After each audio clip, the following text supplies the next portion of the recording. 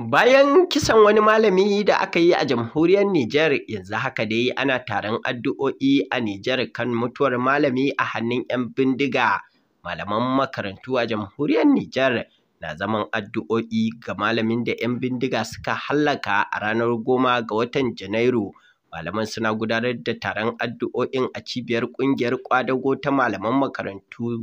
Taron ya samu halartar ministan ilimin ƙasar Dr. Elizabeth Sharif.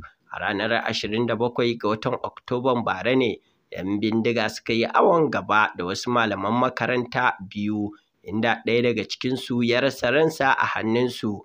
A baya-bayan nan ne malaman ƙarƙashin ƙungiyarsu ta reshen Makalondi suka gudanar da yajin aiki domin nuna rashin jin daɗinsu game da taɓarɓarewar tsaro a yankin Tillaberi.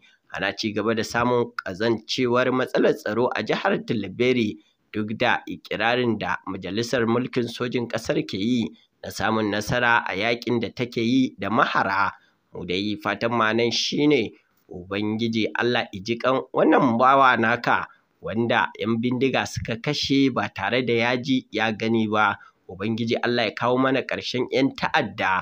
Ubangiji Allah ka zaunar da ƙasashenmu lafiya, ka ba mu shugabanni na gari, ka haɗa kawunanmu, amin summa amin.